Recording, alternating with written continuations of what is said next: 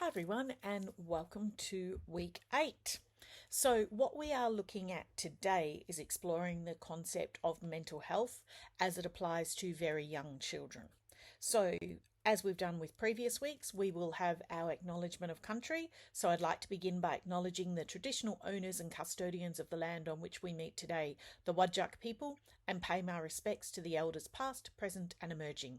I respect their cultural beliefs and the spiritual relationship with their country and recognise that these are still important to Whadjuk people today.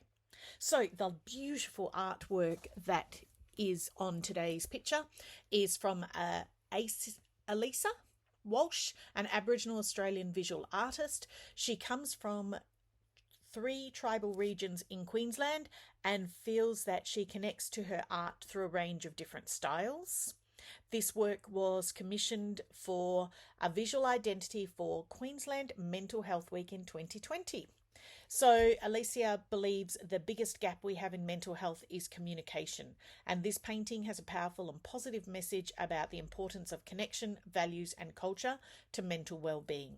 The painting centres around a yarning circle, which is a sacred and valued place in Indigenous cultures, where people go to open up, connect with each other. With the Wi-Fi bars represented in the middle, the painting also highlights how new technologies can help us connect when we can't be face to face.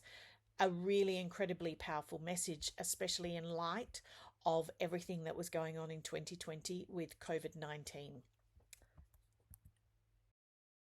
So, let's have a think about what do you already know about mental health. We've talked about it at a number of different points in lectures and tutorials. We know as adults to be very conscious of our mental health, but what we need to think about is how it can affect young children. So, what we're starting to realize more and more is that a child's mental health is how they're going to handle stress, how they're going to communicate or fail to communicate with us, and some of the reasons why they will make certain decisions. Now, it really has such an impact on their self-concept and their self-esteem. Now, what we know is that mental health is about that idea of connecting a healthy mind and a healthy body, and therefore how we feel about ourselves, what we're going to do, how we think, and of course, how we relate to others.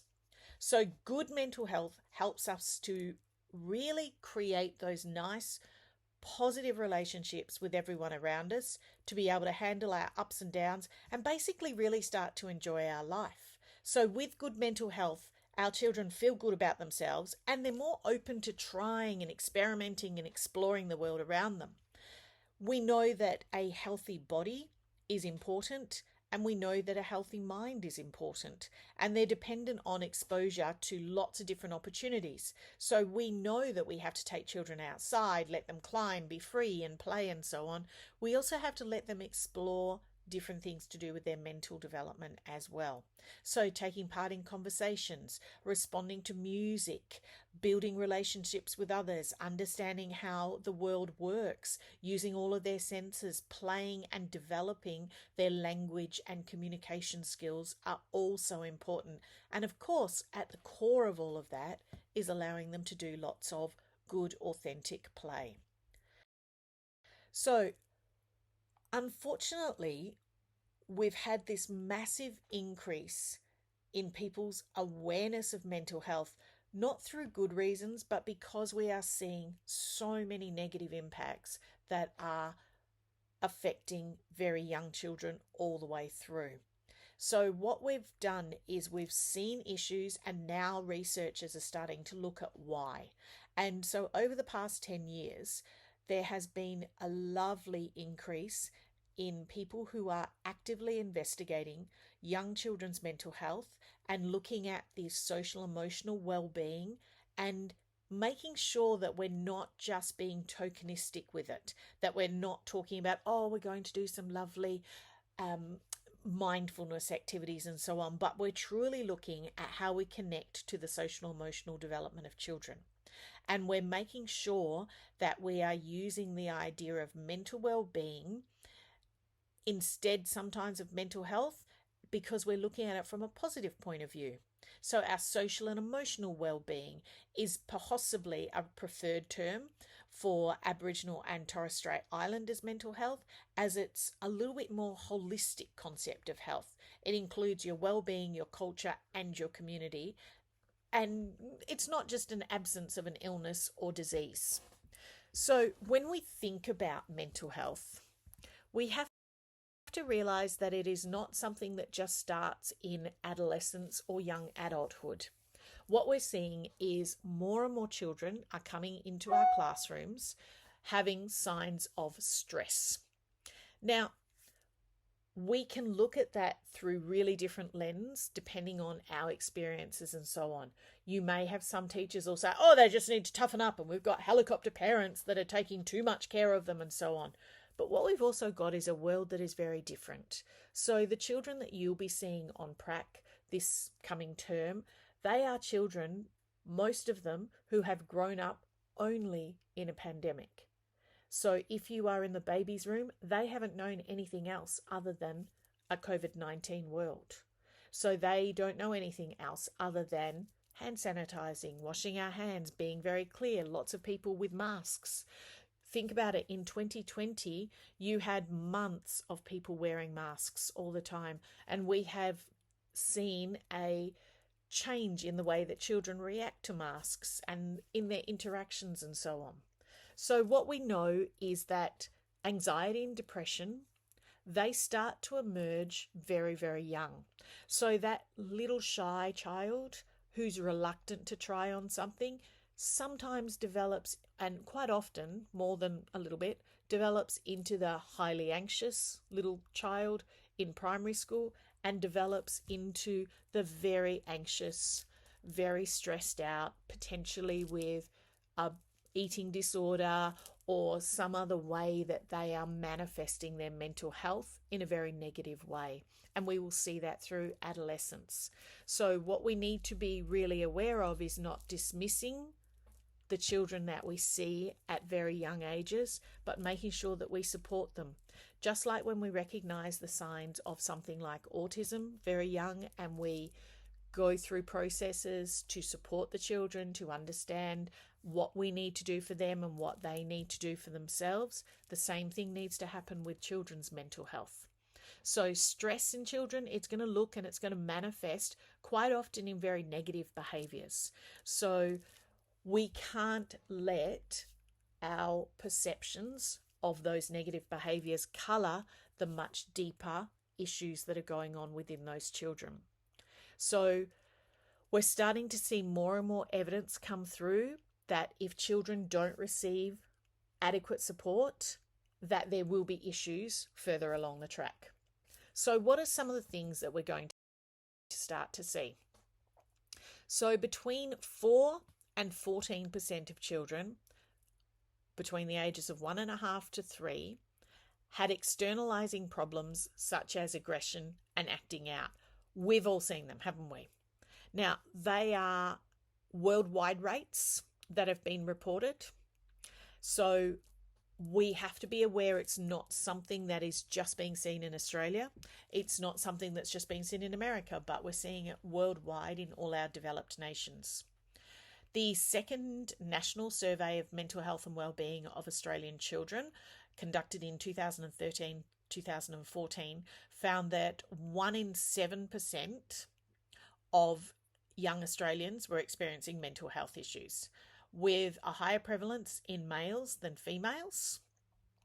And some of those children had difficulties all the time, and some of them had periods of difficulties. So the things that we would notice, we would see different behaviour difficulties. We would see things like a withdrawal from their friends. We'd see potentially, as they got a little bit older, some delinquent behaviour that might involve things that were illegal and so on. We might see it in very young children as high levels of anxiety.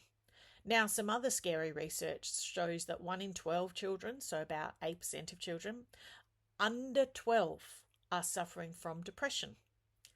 Now, That's scary for me, because what we know is that if children are suffering from depression, they're going to grow up to be adolescents and young adults suffering from depression, because quite often it's not resolved and it's an ongoing issue that they'll have. Now, current estimates are that there is 1 in 5 children and adolescents have mental health disorders of some sort. 1 in 10 have a serious emotional disturbance that disrupts daily functioning. And that can be their daily functioning as well as all the people around them and so on. And of course, what we know is early intervention is absolutely crucial. So when they're not treated, they contribute to school failure, family conflicts, drug abuse, violence, depression, and unfortunately, potentially suicide. So when we're thinking about mental health in children, let's have some core guiding principles. So the early years are critical to development and well-being throughout life. Now, we have, in every course, we talk about early intervention. But what about looking at this through a very positive lens, that early intervention is not about looking at a problem and fixing it, but early intervention to give them good strategies to have effective mental health all the way through their lives. Not dismissing things, not telling them to toughen up, not telling them that, boys don't cry, and all of those types of stereotypes. What we want to do is have early intervention that is proactive, and it's helping children to understand how to cope with the world around them, because they're not growing up into a world that will have less stress than what we have now.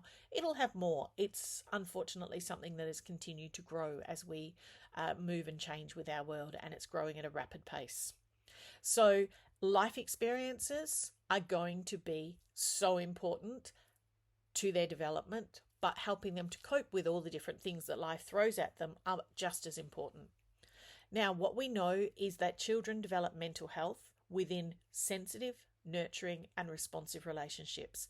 And that can be within the family and the home, obviously, but it's also with their caregivers. So if you're working in a childcare centre and this child is in your care for every day, all day, 5 days a week, that's a massive amount of time that you are spending with them. And it might not just be you, obviously, it'll be lots of people within the centre. But we have such an impact on a young person's life. And then as they move into the schooling system, and we have them for all of pre-primary, we're spending many, many hours every day with those little people. And so we are part of that sensitive, nurturing, and responsive relationships.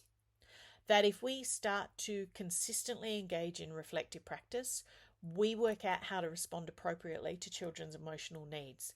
Making red, green, yellow traffic lights and putting their names on them and making public ridicules of them and so on, that's not reflective practice. That's not responding to their emotional needs. Finding good professional learning that can support us to support the children in our care, that's really important. So making sure we have well-informed practices, and what we do in the classroom is recognised with research around the world as best practice. So we want to make sure that we are recognising and validating the families. The family are the most important people in the children's lives. We are important, but we're not the most important. So knowing that sometimes you are a support for the parents, sometimes you are going to be even counteracting some of the issues that are happening at home because you're providing a safe, stable, calm environment where they may not be getting that at home. So families are the most important people, but we are also important, but we have to work with our families. So if we look at things like Bronfenbrenner systems, whatever happens to a part of the family will impact on everyone within the family. The meso and the macro systems all impact on the child at the centre. So what we know as part of everything that we've done in the early years is that play and being able to play in unstructured or within intentional designed provocations is essential to optimize their well-being and development. Sitting them down and making them learn their letters and numbers is absolutely irrelevant if they are going through emotional turmoils. So giving them time to have play, to develop their own well-being and so on is way more important than that. Now, parenting and child development is so individual within each family. So our core beliefs and things that we've been raised with may be at complete contradiction to what you're seeing in some of your families. However, we go back to the idea families are the most important people in their lives, and we are complementing that. So we have to understand that they're coming from a really big range of systems, values, and beliefs, and that we need to understand them because we're working with them. We're not trying to counteract them. We're making sure that we are understanding everyone's story so we can be the best educators that we can be. So if there are guiding principles, what are we going to do to make sure we're doing the right thing? So one of the things that we have to really be aware of is to make sure we're operating with the best information possible.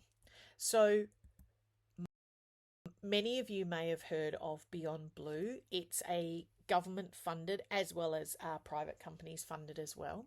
So Beyond Blue has traditionally had something called Kids Matter. That has morphed into BU, and it's a national initiative that's focused on the early years to 18-year-olds. So it's building on the work that started with Kids Matter, and it's about growing this mentally healthy generation. So it's led by Beyond Blue, but they've also partnered with Early Childhood Australia and Headspace to make sure that it has that authentic early childhood flavour to it. So it's developed in collaboration with the Australian government, so they're paying for it, and it also has the Australian Psychological Society, so we're making sure that it is not just a range of people writing blog entries and so on. So we're going to explore this in our tutorial in quite a bit of depth because I think it's something that we need to know where the resources are, so when we're heading down the right direction rather than potentially giving ourselves false information or possibly not handling children adequately. So this video that I'm going to have on the next slide only goes for about a minute or so. I'll play it. Hopefully it will be audio okay for you. Otherwise, I will also have it on Blackboard. BU is the National Mental Health in Education initiative that equips educators with knowledge, tools and resources to support the mental health and well-being of children and young people from birth to 18 years. Delivered by Beyond Blue in collaboration with Early Childhood Australia and Headspace, BU empowers every learning community in Australia to be their most mentally healthy, positive and inclusive in ways that work for them, at a time that works for them, and all free of charge. To support educators, children and young people across Australia to achieve their best possible mental health, BU offers support from BU consultants, online interactive sessions and events, accredited BU professional learning, fact sheets, wellbeing resources, planning and implementation tools, support to develop post-vention planning and response for schools, and a searchable directory of evidence-based programs.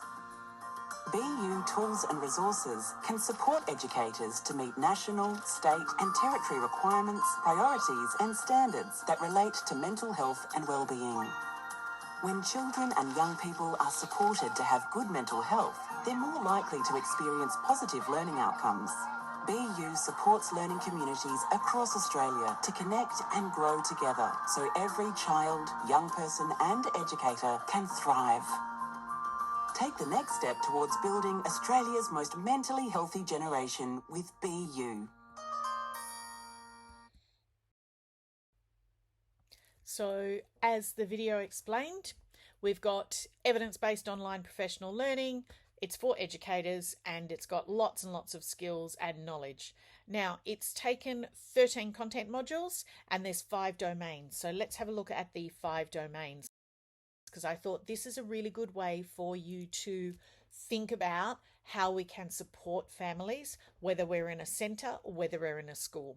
So it's looking at this idea of how we create good mentally healthy communities, how we develop good family partnerships about things, how we make sure that we are developing learning resilience. So it's the idea that we are helping children to understand that learning is potentially hard sometimes, but we're going through this process of how we intentionally teach social and emotional skills and we foster resilience. So I thought this one was one that would be a really good module for us to have a little look at in the tutorials.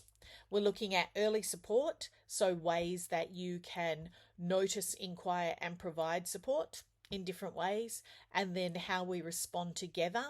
And that is looking at how we recognize the impact of incidents and how we respond collaboratively. So there's a really good research foundation to the way that they have organized all the information. And because it is a government run organization, it means that they're not making money out of us, they're not making us sign up or subscribe to anything, and that it will have current and up-to-date information that will be relevant for Australian contexts as well. So when you're thinking about how you get support, this can be one of your first places to go to for online materials for you as an educator, but also for parents in your community as well. I know I'll talk to you in the tutorials about how hard it is as a mother who needs to seek support for their child who's not doing well with their mental health. And some of you may have gone through that at a personal level as well. So when we think about mental health, we have to realize that mental health, it's not fixed. It's not saying, yes, they're very mentally healthy, or no, they're not very mentally healthy. We know that we go through as adults lots of ups and downs.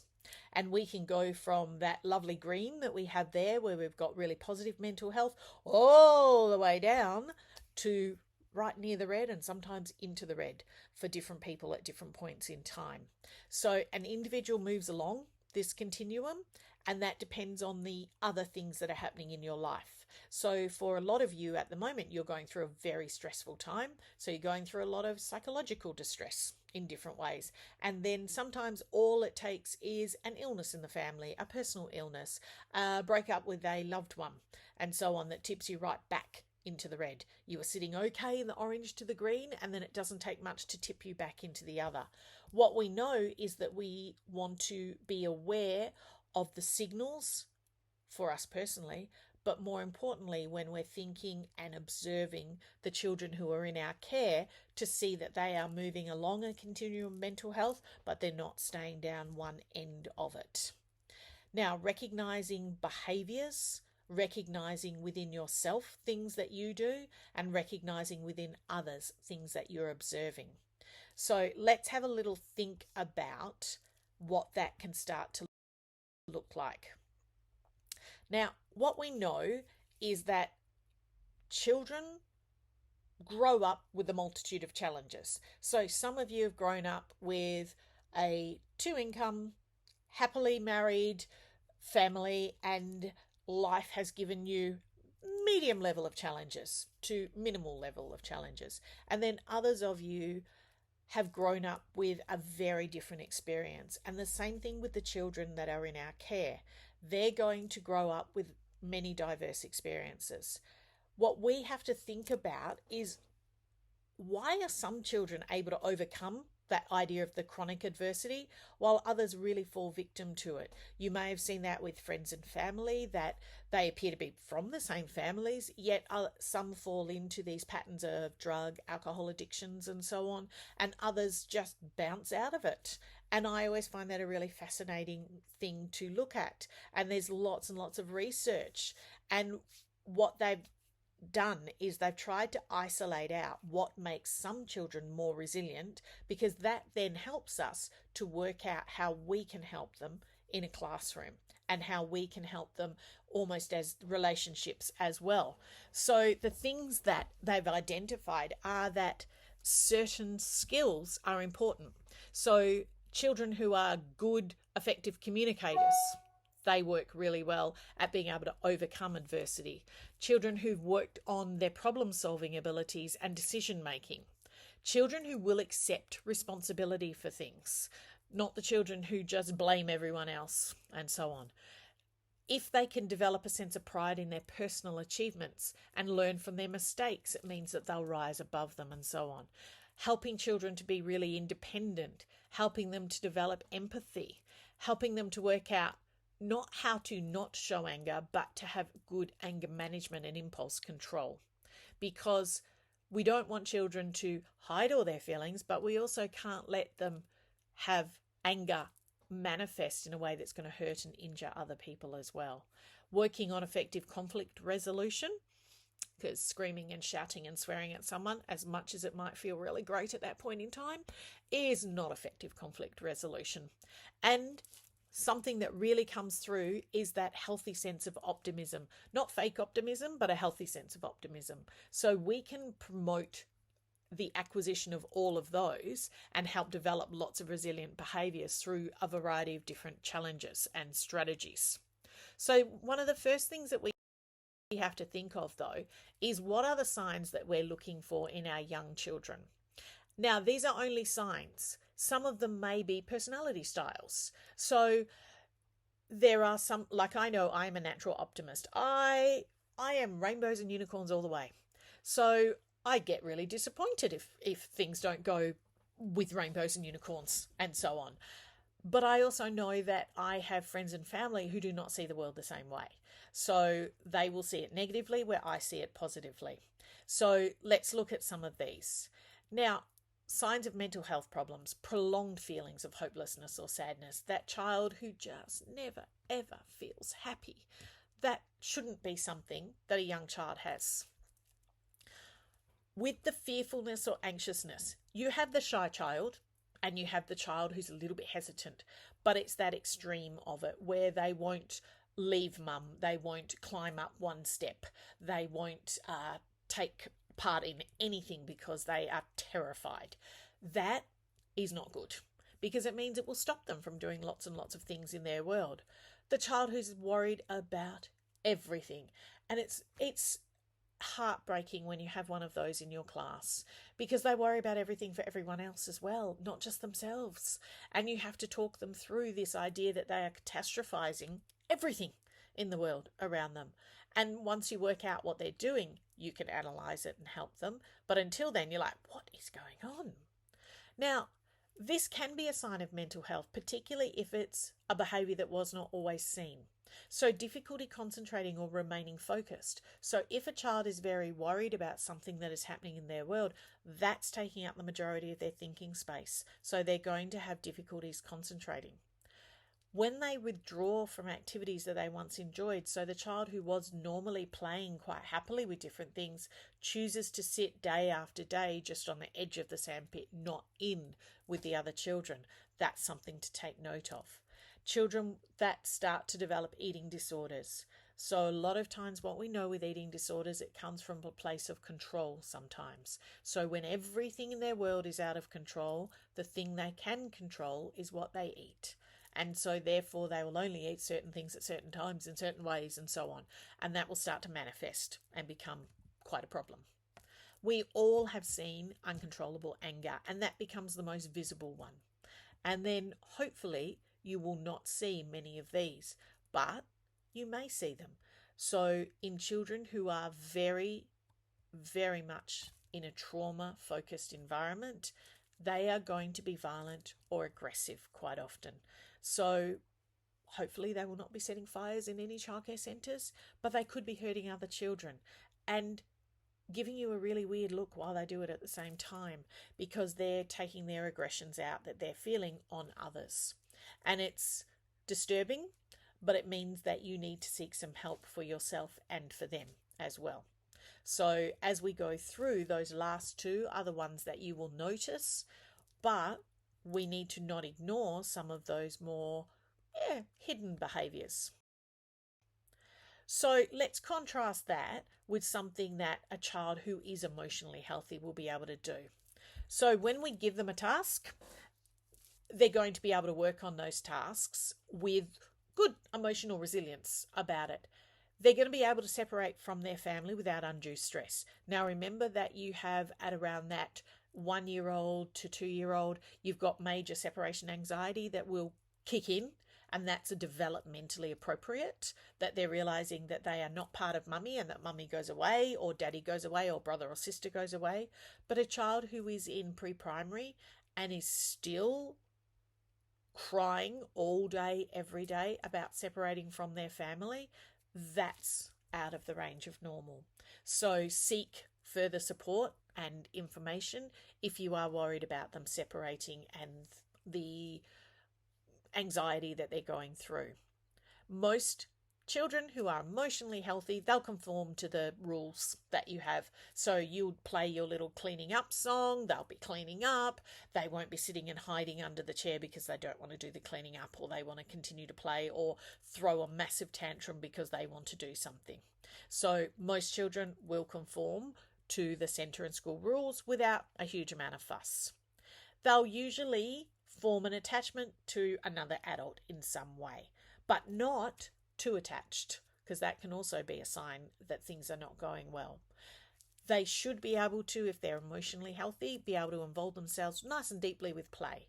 They'll be able to access and deal with their feelings, and they'll be able to settle down, concentrate, code shift between different activities, move from inside to outside, gather their lunchbox, eat their morning tea, then move on to something else. So they'll be able to make their way through the day. So that's an emotionally healthy child. The children that you see experiencing mental health issues will have problems with one or more or most of those sorts of things, and you will start to notice it, and that's where you have to keep records of different things. So if we then think about what we do to make things better from a social, emotional, and mental health point of view, we have to think about how do we, number one, be a positive role model. So we model appropriate behaviours. We can talk out loud and we can talk about, oh goodness, it is so frustrating when I can't get this to do this. Goodness gracious, what am I going to do? And you model problem solving. So you and the people that you work with will model constantly for the children around you good communication, potentially conflict resolution when something might go wrong or you might drop something and so on. So you're being that positive role model, not role playing for the children, but remember that they are watching every single thing that you do, say, act, demonstrate, and so on. What we're doing is we are the educators, so we're creating the environment, and that environment is the physical environment and the social emotional environment as well. So we're creating that environment that is supportive, responsive, and respectful of everything that is going on with the child.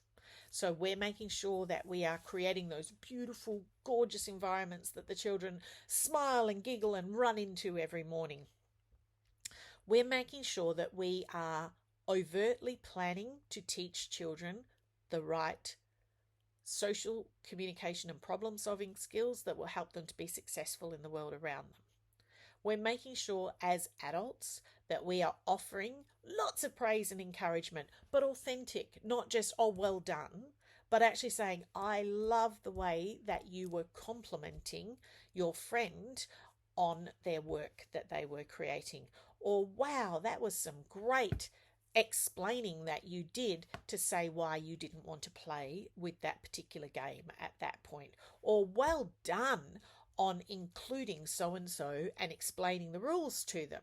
So you're offering praise and encouragement for the positive experiences that you want to see replicated, and you're helping them to understand how they would express themselves for something that they don't want to be able to do, and so on.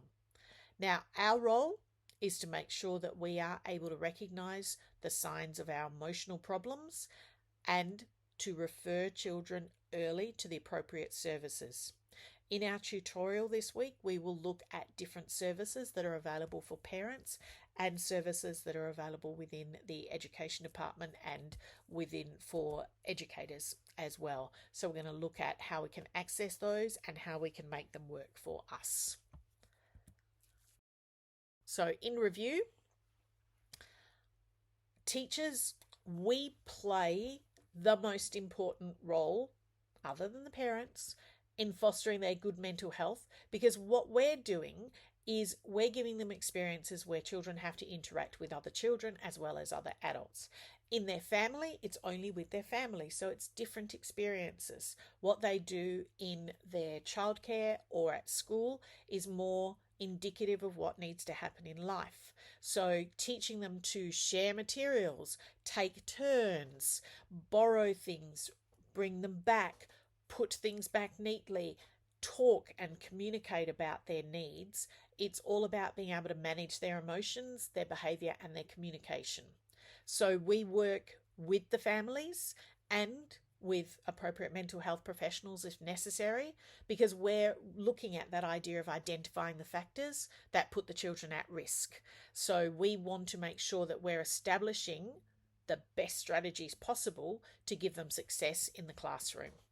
Now, if we start to notice children with poor socio-emotional development or mental health concerns, we will usually see that with difficult behaviours. So therefore, we need to work out what are the best strategies that we can use that will not exacerbate particular problems.